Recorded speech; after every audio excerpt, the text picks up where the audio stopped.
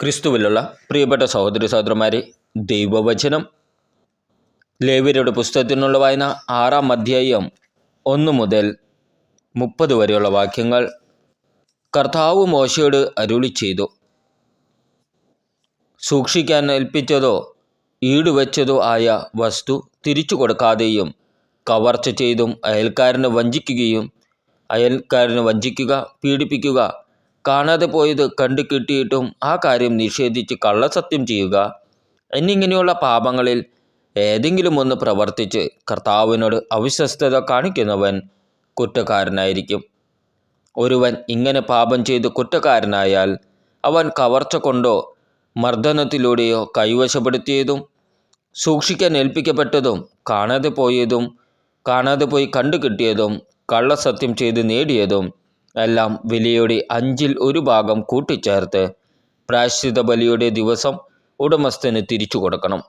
കൂടാതെ പ്രായശ്ചിത്ത ബലിക്കുള്ള ചെലവനുസരിച്ച് നീ നിശ്ചയിക്കുന്ന വില വരുന്ന ഊനമറ്റ ഒരു മുട്ടാടിനെ ആട്ടിൻപറ്റത്തിൽ നിന്ന് കർത്താവിന് പ്രായശ്ചിത്ത ബലിയായി പുരോഹിതൻ്റെ അടുക്കൽ കൊണ്ടുവരണം. പുരോഹിതൻ കർത്താവിൻ്റെ മുമ്പിൽ അവനു വേണ്ടി പാപപരിഹാരം ചെയ്യണം. അപ്പോൾ അവൻ ചെയ്ത ഏത് കുറ്റത്തിൽ നിന്ന് അവന് മോചനം ലഭിക്കും. നിരന്തര ദഹനബലി.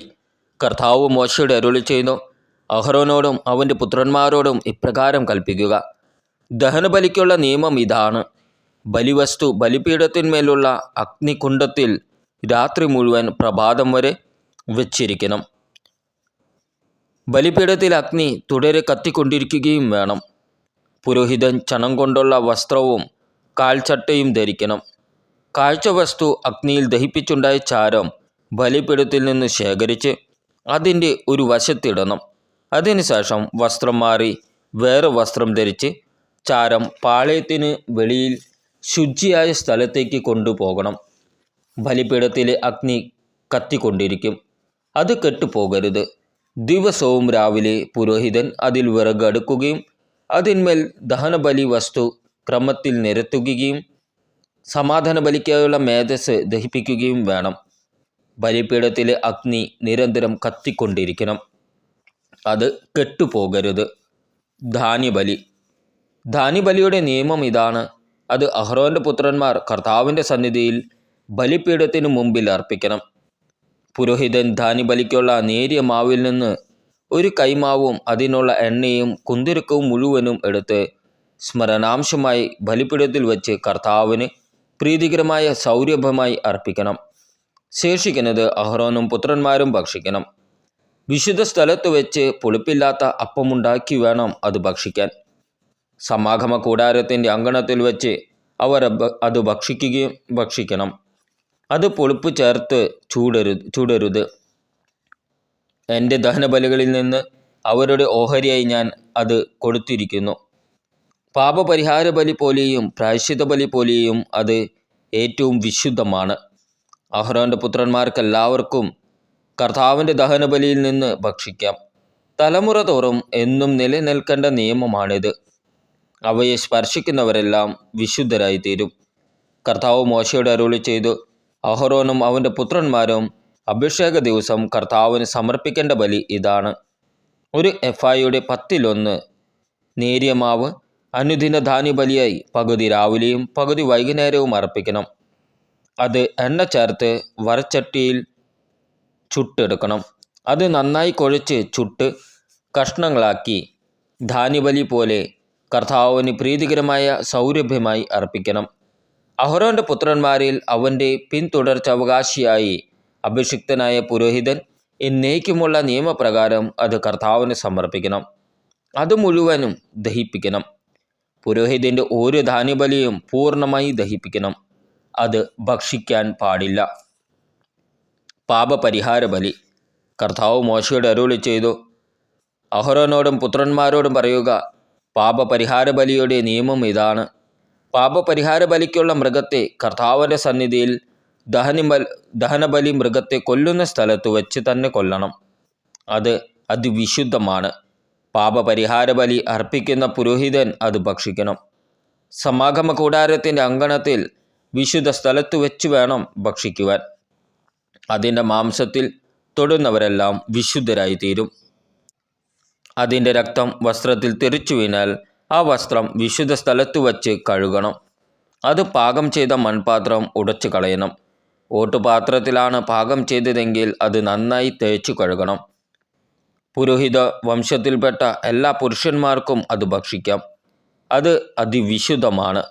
എന്നാൽ വിശുദ്ധ സ്ഥലത്ത് വെച്ച് പാപപരിഹാരകർമ്മം നടത്താൻ ബലിമൃഗത്തിൻ്റെ രക്തം സമാഗമ കൂടാരത്തിലേക്ക് കൊണ്ടുവന്നിട്ടുണ്ടെങ്കിൽ ആ ബലിമൃഗത്തെ ഭക്ഷിക്കരുത്. അതിനെ അഗ്നിയിൽ ദഹിപ്പിക്കണം. ലേവ്യരുടെ പുസ്തകത്തിനുള്ള വായന 7-ാം അധ്യായം 1 മുതൽ 38 വരെയുള്ള വാക്യങ്ങൾ. പ്രായശ്ചിത്ത ബലി. അതിവിശുദ്ധമായ പ്രായശ്ചിത്ത ബലിക്കുള്ള നിയമം ഇതാണ്. ദഹനബലിക്കുള്ള മൃഗത്തെ കൊല്ലുന്ന സ്ഥലത്ത് വച്ച് തന്നെ പ്രായശ്ചിത്ത ബലിക്കുള്ള മൃഗത്തെയും കൊല്ലണം. അതിൻ്റെ രക്തം ബലിപീഠത്തിന് ചുറ്റും തളിക്കണം. അതിൻ്റെ മേധസ് മുഴുവനും ആന്തരിക അവയവങ്ങളെ പൊതിഞ്ഞിരിക്കുന്നതും അരക്കെട്ടിനോട് ചേർന്നുള്ള വൃക്കകളിലുള്ളതും ഇരുവൃക്കകളും കൊഴുത്ത വാലും കരളിന്മേലുള്ള നെയ്വലയും എടുക്കണം. പുരോഹിതൻ അവ കർത്താവിനായി ബലിപീഠത്തിൽ വെച്ച് ദഹിപ്പിക്കണം. ഇത് പ്രായശ്ചിത്ത ബലിയാണ്. പുരോഹിത വംശത്തിൽപ്പെട്ട എല്ലാ പുരുഷന്മാർക്കും അത് ഭക്ഷിക്കാം. വിശുദ്ധ സ്ഥലത്ത് വെച്ച് വേണം അത് ഭക്ഷിക്കാൻ. അത് അതിവിശുദ്ധമാണ്. പ്രായശ്ചിത്ത ബലി പാപപരിഹാര ബലി പോലെ തന്നെയാണ്. അവയുടെ നിയമവും ഒന്ന് തന്നെ. ബലിവസ്തു പരിഹാരകർമ്മം ചെയ്യുന്ന പുരോഹിതനുള്ളതാണ്. ആർക്കെങ്കിലും വേണ്ടി ദഹനബലിയായി അർപ്പിക്കപ്പെടുന്ന മൃഗത്തിൻ്റെ തുകൽ ബലിയർപ്പിക്കുന്ന പുരോഹിതനുള്ളതാണ്. അടുപ്പിലോ ഉരുളിയിലോ വരച്ചട്ടിയിലോ പാകപ്പെടുത്തിയ ധാന്യബലി വസ്തുക്കളെല്ലാം ബലിയർപ്പിക്കുന്ന പുരോഹിതനുള്ളതാണ്. എണ്ണ ചേർത്തതും ചേർക്കാത്തതുമായ എല്ലാ ബലിവസ്തുക്കളും അഹ്റോന്റെ പുത്രന്മാർക്ക് എല്ലാവർക്കും ഒന്നുപോലെ അവകാശപ്പെട്ടതാണ്. സമാധാന ബലി. കർത്താവിന് സമർപ്പിക്കുന്ന സമാധാന ബലിയുടെ നിയമം ഇതാണ്. കൃതജ്ഞതാ പ്രകാശനത്തിനു വേണ്ടിയാണ് ഒരുവൻ അത് അർപ്പിക്കുന്നതെങ്കിൽ എണ്ണ ചേർത്ത പുളിപ്പില്ലാത്ത അപ്പവും എണ്ണ പുരട്ടിയ പുളിപ്പില്ലാത്ത അടയും നേരിയ മാവിൽ എണ്ണ ചേർത്ത് കുഴച്ച് ചുട്ട അപ്പവുമാണ് കൃതജ്ഞതാ ബലിയോട് ചേർത്ത് സമർപ്പിക്കേണ്ടത്. കൃതജ്ഞതാ പ്രകാശനത്തിനുള്ള സമാധാന ബലിയോടുള്ള കൂടി പുളിപ്പുള്ള അപ്പവും കാഴ്ചയർപ്പിക്കണം. ഓരോ ബലിയർപ്പണത്തിലും കർത്താവിന് കാഴ്ചയായി ഓരോ അപ്പം നൽകണം. അത് സമാധാന ബലിമൃഗത്തിൻ്റെ രക്തം തളിക്കുന്ന പുരോഹിതനുള്ളതാണ്. കൃതജ്ഞതാ പ്രകാശനത്തിനുള്ള സമാധാന ബലിമൃഗത്തിൻ്റെ മാംസം ബലിയർപ്പിക്കുന്ന ദിവസം തന്നെ ഭക്ഷിക്കണം. അതിൽ ഒട്ടും പ്രഭാതം വരെ ബാക്കി വയ്ക്കരുത്. എന്നാൽ ബലി നേർച്ചയോ സ്വാഭിഷ്ട കാഴ്ചയോ ആയിട്ടാണ് അർപ്പിക്കുന്നതെങ്കിൽ അർപ്പിക്കുന്ന ദിവസം തന്നെ അത് ഭക്ഷിക്കണം. അവശേഷിക്കുന്നത് പിറ്റേ ദിവസം ഭക്ഷിക്കാം. ബലിമൃഗത്തിൻ്റെ മാംസം 3-ാം ദിവസവും അവശേഷിക്കുന്നുവെങ്കിൽ അത് അഗ്നിയിൽ ദഹിപ്പിക്കണം. സമാധാന ബലിയുടെ മാംസം 3-ാം ദിവസം ഭക്ഷിക്കുകയാണെങ്കിൽ ബലി സ്വീകരിക്കപ്പെടുകയില്ല. സമർപ്പകന് അതിൻ്റെ ഫലം ലഭിക്കുകയുമില്ല. അത് അശുദ്ധമായിരിക്കും. ഭക്ഷിക്കുന്നവൻ കുറ്റമേൽക്കേണ്ടി വരും. അശുദ്ധ വസ്തുക്കളുടെ സ്പർശനമേറ്റ മാംസം ഭക്ഷിക്കരുത്. അത് തീയിൽ ദഹിപ്പിച്ചു കളയണം. ശുദ്ധിയുള്ള എല്ലാവർക്കും മാംസം ഭക്ഷിക്കാം. എന്നാൽ അശുദ്ധനായിരിക്കെ ആരെങ്കിലും കർത്താവിന് അർപ്പിക്കപ്പെട്ട സമാധാന ബലിയുടെ മാംസം ഭക്ഷിച്ചാൽ അവൻ സ്വജനത്തിൽ നിന്ന് വിച്ഛേദിക്കപ്പെടണം. അശുദ്ധമായ ഏതെങ്കിലും ഒന്നിനെ, മാനുഷിക മാലിന്യത്തെയോ അശുദ്ധമായ മൃഗത്തെയോ നിന്ദ്യമായ എന്തെങ്കിലും അശുദ്ധ വസ്തുവിനെയോ സ്പർശിച്ചതിന് ശേഷം കർത്താവിന് അർപ്പിക്കപ്പെട്ട സമാധാന ബലിയുടെ മാംസം ഭക്ഷിക്കുന്നവൻ സ്വജനത്തിൽ നിന്ന് വിച്ഛേദിക്കപ്പെടണം. കർത്താവ് മോശയോട് അരുളി ചെയ്തു, ഇസ്രായേൽ ജനത്തോട് പറയുക, നിങ്ങൾ കാളയുടെയോ ചെമ്മരിയാടിൻ്റെയോ കോലാടിൻ്റെയോ മേധസ് ഭക്ഷിക്കരുത്. ചത്തതോ വന്യമൃഗങ്ങൾ കൊന്നതോ ആയ മൃഗത്തിൻ്റെ മേധസ് ഒരു കാരണവശാലും ഭക്ഷിക്കരുത്. അത് മറ്റാവശ്യങ്ങൾക്ക് ഉപയോഗിക്കാം. കർത്താവിന് ദഹനബലിയായി അർപ്പിച്ച മൃഗത്തിൻ്റെ മേധസ് ആരെങ്കിലും ഭക്ഷിച്ചാൽ അവനെ സ്വജനത്തിൽ നിന്ന് വിച്ഛേദിക്കണം. നിങ്ങൾ എവിടെ പാർത്താലും പക്ഷിയുടെയോ മൃഗത്തിൻ്റെയോ രക്തം ഭക്ഷിക്കരുത്. രക്തം ഭക്ഷിക്കുന്നവൻ സ്വജനത്തിൽ നിന്ന് വിച്ഛേദിക്കപ്പെടണം. കർത്താവ് മോശയോട് അരുളി ചെയ്തു, ഇസ്രായേൽ ജനത്തോട് പറയുക, കർത്താവിന് സമാധാന ബലി അർപ്പിക്കുന്നവൻ തൻ്റെ ബലിവസ്തുവിൽ ഒരു ഭാഗം അവിടത്തേക്ക് പ്രത്യേക കാഴ്ചയായി കൊണ്ടുവരണം. കർത്താവിനുള്ള ദഹനബലി വസ്തുക്കൾ സ്വന്തം കൈകളിൽ തന്നെ അവൻ കൊണ്ടുവരട്ടെ. ബലിമൃഗത്തിൻ്റെ നെഞ്ചോടൊപ്പം മേധസ്സും കൊണ്ടുവരണം. നെഞ്ച് അവിടുത്തെ മുമ്പിൽ നീരാജനം ചെയ്യണം. മേധസ് പുരോഹിതൻ ബലിപീഠത്തിൽ വെച്ച് ദഹിപ്പിക്കണം. എന്നാൽ നെഞ്ച് അഹ്റോനും പുത്രന്മാർക്കുമുള്ളതാണ്. സമാധാന ബലിക്കുള്ള മൃഗത്തിൻ്റെ വലത്തെ കുറുക് പ്രത്യേക കാഴ്ചയായി പുരോഹിതന് നൽകണം. വലത്തെ കുറുക് സമാധാന ബലിയുടെ രക്തവും മേധസ്സും അർപ്പിക്കുന്ന അഹ്റോൻ്റെ പുത്രനുള്ളതാണ്. നീരാജനം ചെയ്ത നെഞ്ചും അർപ്പിച്ച കുറുകും ഇസ്രായേൽ ജനത്തിൽ നിന്ന് ശാശ്വത അവകാശമായി സമാധാന ബലിയിൽ നിന്ന് അഹ്റോനും പുത്രന്മാർക്കും ഞാൻ നൽകിയിരിക്കുന്നു. അഹ്റോനും പുത്രന്മാരും കർത്താവിൻ്റെ പുരോഹിതരായി ശുശ്രൂഷ ചെയ്യാൻ അഭിഷിക്തരായ ദിവസം അവിടുത്തെ ദഹനബലികളിൽ നിന്ന് അവർക്ക് ലഭിച്ച ഓഹരിയാണിത്. ഇത് അവർക്ക് നൽകണമെന്ന് അവരുടെ അഭിഷേക ദിവസം കർത്താവ് ഇസ്രായേൽ ജനത്തോട് കൽപ്പിച്ചിട്ടുണ്ട്. ഇത് തലമുറ തോറും അവരുടെ ശാശ്വത അവകാശമാണ്.